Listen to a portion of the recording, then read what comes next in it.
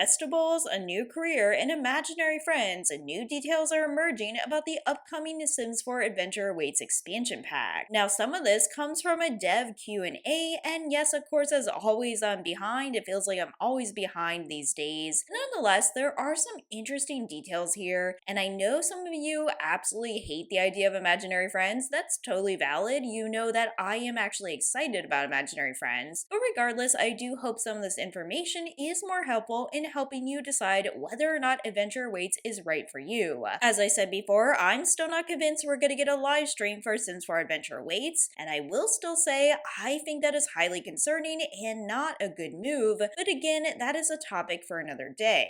First of all, let's go ahead and start with festivals. We already knew there were going to be festivals and also errands to run in this game, and honestly, this is pretty standard for expansion packs these days. And of course, as a bonus, you also get to see some of these lot sizes, which I didn't know the other day, and it does look like it's going to be good for building overall. Of course, I'm not an expert whatsoever, but it appears we have a festival for every single section of the map. So for the Wanderwood Wilds, we have the Round the Fire Festival. I'm assuming this has something to do with the national park area and maybe that geyser, but you can let me know what you think in the comments below. Jellyfish Junction, meanwhile, features a fitness fest as well as a Glow and Flow festival. I assume, of course, the Glow and Flow festival has something to do with the jellyfish. It's also interesting there's a fitness fest. I can't really see that being that interesting, frankly. And after all, in Sims 4, we get to see this all the time when Sims randomly start doing push-ups. Now that aside, the last festival we have here is, of course, in Crystal Valley. We have the Sunrise and Sunset Festival. Now, I honestly don't know exactly what these are going to entail, but I just thought this was interesting. Again, as I said before, I'm not against festivals. In fact, sometimes I think they are fun. That said, whenever our next expansion pack is, which I hope is a long time out, I would love them to make a pack that has no festivals and still adds dynamic things to do. But let's go ahead and move on because we're also learning a little bit about the career that comes with this pack. Now, this information is actually on the EA app. As it says here, you can become a park worker. Choose a career working in a majestic national park. In this unpredictable line of work, your sim will leave at set times, but they may not come home at the end of the day. They may be gone for up to 3 different days. It's a big park. Park worker is a 10-level career that branches into park ranger and camp counselor. Sounds like it is going to be a rabbit hole career. You can let me know if you think that's true. But it's interesting that it's a level 10. That's great. And also being able to disappear for days at a time could be a plus and also could be a minus too. And as I always say, I do appreciate getting new careers. And in addition, we're also learning more about formative moments. Grow up meaningfully. Child Sims can have formative moments that provide lifelong benefits. These include inquisitive, social, independence, and adventure. A child might take on a social challenge like a Joker and then advance faster as an entertainer when they grow up. Sims can also have long-term childhood sentiments about people they know, which can change over time. For example, they may pull a prank they find funny as a kid but feel guilty about as an adult. Now, this does sound pretty interesting to me, honestly. That said, however, I do say that I have a orange flag on the feeling guilty. I could see them feeling guilty and it getting totally carried away. In my opinion, Sims 4 has added some systems that are meaningful, but most of them need some work and some fine-tuning. And once again, I just feel like even though I like the ideas here, I always worry about how well it's going to be integrated. That said, I do like they are trying to add some dimension to the game. I always appreciate that, so we're just gonna have to see how that goes. And now, finally, we're gonna move on to imaginary friends. Again, I understand not everybody likes imaginary friends, and yes, they look pretty strange, but this Q&A is somewhat revealing and tells you more about the features you can expect. So first of all, as you know, you do have a choice to make imaginary friends a real sim if you want to. As a reminder, you actually get to buy the imaginary friend.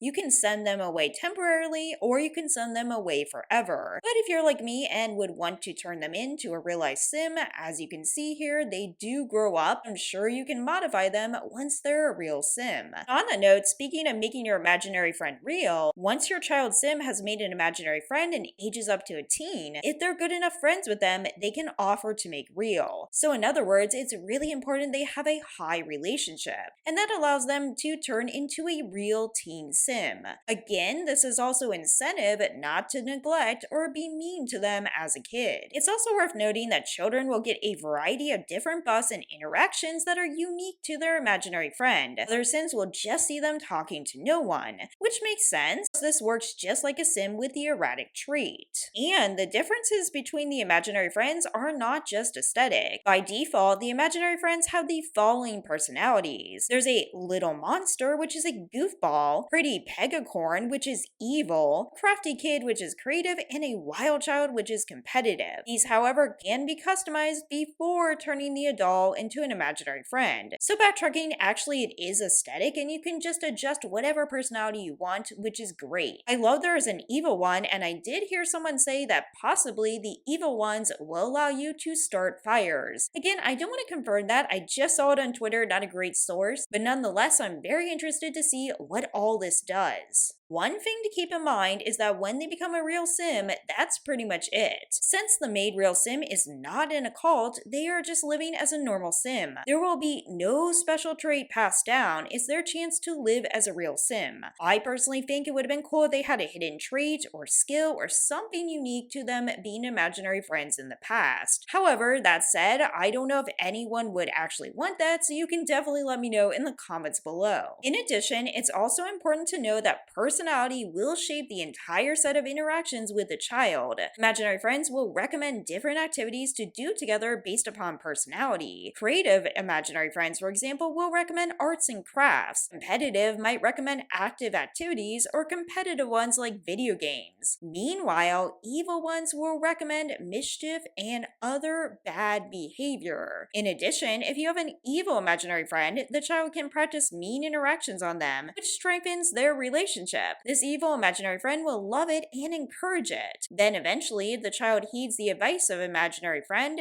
they will gain a budding evil persona trait. So it sounds like we get a budding evil persona trait with the evil imaginary friend. Obviously, I'm the most interested in this. I will say, of course, in Sims 4, evil isn't really evil, but at least it's a step up, and at least they are considering some interesting dynamics here. All in all, I am pretty interested in all the things they mentioned. Of course, I do have some misgivings, which I explained in my past videos, and as I always say, it is far too soon to get another expansion pack, but as I also always say, I don't want to repeat the same thing every single video. Nonetheless, I end up doing it anyway. Let me know what you think about all this in the comments below. As always, take care, and I'll see you in the next video.